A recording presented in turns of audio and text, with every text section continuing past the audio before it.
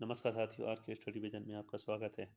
एक बार पुनः आपका स्वागत है आर के स्टडी विजन पर। हम लेकर आए हैं फिजिक्स का प्री बोर्ड का सॉल्यूशन, ठीक है ना। तो देखिएगा, सबसे पहले इसको शुरू करते हैं। देखिएगा, सही विकल्प का चयन कीजिए, लिखा हुआ है यहाँ पे। देखिएगा पहले का आंसर क्या हो जाएगा, यहाँ से देखते हैं। देखिएगा, ई तीव्रता वाले विद्युत क्षेत्र में ई रखने पर उस पर लगने वाला बल होगा, तो इसका हो जाएगा एफ बराबर होता है क्यू ई, ठीक है ना। आगे बढ़ते हैं इसी तरह से। तो देखिएगा, सेकंड वाले का क्वेश्चन का आंसर हो जाएगा आपका। सेकंड क्वेश्चन लिखा है एक गतिमान आवेश उत्पन्न करता है। तो देखिएगा, एक गतिमान आवेश विद्युत क्षेत्र चुंबकीय क्षेत्र दोनों ही उत्पन्न करता है, ठीक है ना। तो इस तरह से हो जाएगा। तीसरा क्वेश्चन है आपका, लेंज का नियम संबंधित है किससे, तो ऊर्जा संरक्षण के नियम से, ऊर्जा संरक्षण के नियम से, ठीक है। इसके बाद आगे बढ़ते हैं। तो देखिएगा, लिखा निम्नलिखित किस लेंज का नियम किसका ऊर्जा संरक्षण हो गया। चौथा क्वेश्चन है, निम्नलिखित में से किसका तरंग दैर्घ्य सबसे कम होता है। तो सबसे तरंग दैर्घ्य सबसे कम किसका होता है, तो होता है गामा किरणों का, ठीक है ना। आगे बात करते हैं, आगे काम करते हैं। तो देखिएगा इस तरह से, पराबैंगनी में किस रंग के लिए कांच का अपवर्तनांक न्यूनतम है। तो किसका अपवर्तनांक सबसे कम होता है, तो यहाँ पे होता है हमारा लाल के लिए, ठीक है ना। आगे बढ़ते हैं।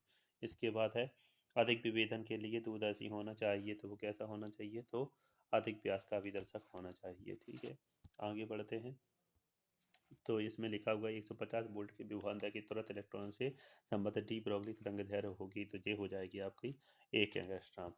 आगे बढ़ते हैं। तो देखिएगा, इसमें खाली स्थान दिए गए हैं, रिक्त स्थानों की पूर्ति कीजिए। तो एक आदर्श वोल्ट मीटर का प्रतिरोध तो अनंत होता है। कितना होता है, अनंत होता है। पहले का आंसर हो जाएगा आपका अनंत, अनंत होता है। इसके बाद आगे बढ़ते हैं। तो देखिएगा, दूसरा क्वेश्चन है, एलसी परिपथ में धारा और विभवांतर के मध्य कितने का कालांतर होता है। तो कालांतर होता है 180 डिग्री का। कितने का कालांतर होता है, 180 डिग्री का। इसी तरह से तीसरा क्वेश्चन है, अंधेरे में फोटोग्राफी के लिए कौन सी तरंगों का उपयोग किया जाता है। तो हो जाएगा अवरक्त तरंगों का, अवरक्त तरंगे, अवरक्त तरंगे। तो तीसरे का आंसर हो जाएगा अवरक्त तरंगे।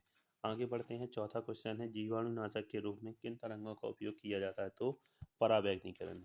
क्या है, पराबैंगनी किरणें, पराबैंगनी किरणें। तो पराबैंगनी इसका चौथे का आंसर हो जाएगा। आगे बढ़ते हैं। पांचवा क्वेश्चन लिखा है, एक सूक्ष्मदर्शी की नली की लंबाई बढ़ाने पर उसकी आवर्धन क्षमता कितनी हो जाती है। आवर्धन क्षमता के पर क्या प्रभाव पड़ेगा, तो बढ़ जाती है। आवर्धन क्षमता कितनी हो जाती है, तो बढ़ जाती है। ये हमारे पांचवें खाली स्थान का आंसर हो जाएगा। आगे बढ़ते हैं। छठवें में लिखा है, श्वेत प्रकाश में पतली फिल्म में रंगीन दिखाई देने के कारण क्या है। तो इसमें हो जाएगा, कारण के लिए हो जाएगा छठवां क्वेश्चन, इसका हो जाएगा व्यतिकरण। रीजन क्या हो जाएगा रंगीन देखने के लिए, तो व्यतिकरण हो जाएगा। आगे बढ़ते हैं। नॉट गेट को, सॉरी, नॉट गेट को क्या बोलते हैं। तो देखिएगा, इन्वर्टर बोलते हैं, इन्वर्टर, VERTER। तो इन्वर्टर बोलते हैं, ठीक है ना। आगे बढ़ते हैं। देखिएगा, इसमें है, एक वाक्य शब्द में उत्तर दीजिए, ठीक है ना। तो इसमें क्या करते हैं, विद्युत क्षेत्र की तीव्रता और इसका ऐसा ही मात्रक होता है। तो लिख लीजिए न्यूटन प्रति कूलाम, न्यूटन प्रति कूलाम हो जाएगा। आगे बढ़ते हैं। सेकंड क्वेश्चन में, एक तार को खींचकर उसकी लंबाई 3 गुनी कर दी जाए तो उसका प्रतिरोध कितना हो जाएगा। तो प्रतिरोध 9 गुना हो जाएगा। कितना, 9 गुना। आगे बढ़ते हैं।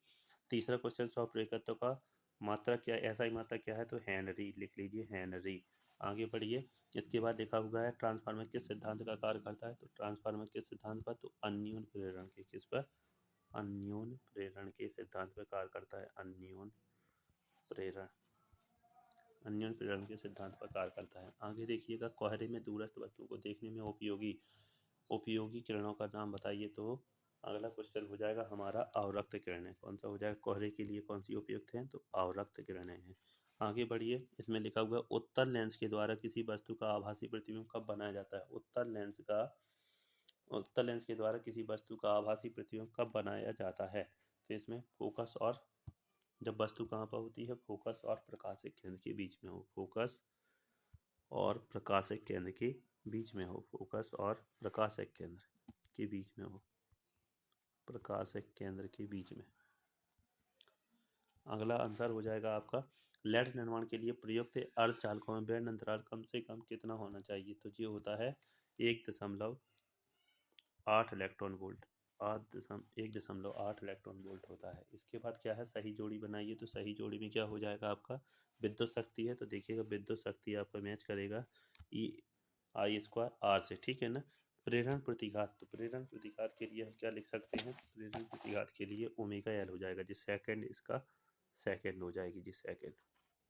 इसके बाद देखिएगा ब्रूस्टर का नियम, तो ब्रूस्टर के नियम के लिए ध्रुवण से संबंधित है, ठीक है ना, तो ये तीसरी हो जाएगी यहाँ पे, तीसरी। इसके बाद क्या लिखा हुआ है, आकाश का रंग नीला होता है, तो आकाश का रंग नीला होता है प्रकीर्णन के कारण, प्रकाश के प्रकीर्णन के कारण, ये चौथी हो जाएगी। इसके बाद क्या है, इसके बाद है विद्युत चुम्बकीय तरंग की क्वांटम प्रकृति, तो क्वांटम प्रकृति क्या हो जाएगा, तो इसमें हो जाएगा आपका प्रकाश का विद्युत प्रभाव, क्या हो जाएगा, प्रकाश का विद्युत प्रभाव, ये पांचवी हो जाएगी, ठीक है ना। इसके बाद लिखा हुआ है आपका जैना डायोड, तो जैना डायोड कैसे, वोल्टेज नियंत्रक से नियमन से संबंधित है, ये आपकी छठवीं हो जाएगी। इसके बाद क्या लिखा हुआ है आपका चल जैना डायोड हो गया। इसके बाद क्या करना है आपको, चल कुंडली धारा मापी, तो चल कुंडली धारा मापी के लिए धारा का चुंबकीय प्रभाव, धारा का चुंबकीय प्रभाव, जी आपकी 7वें नंबर की हो जाएगी, राइट। तो इस तरह से आपके जी ऑब्जेक्टिव आपके सॉल्व हो जाते हैं। इसके बाद आप आगे की सॉल्यूशन के लिए आप बने रहिए हमारे साथ आर के स्टडी विजन पर, और इसी तरह के सभी पेपर का सॉल्यूशन उपलब्ध कराया जाएगा। अगर नए हैं आप तो चैनल पे आपको सब्सक्राइब कर लीजिए चैनल को। धन्यवाद।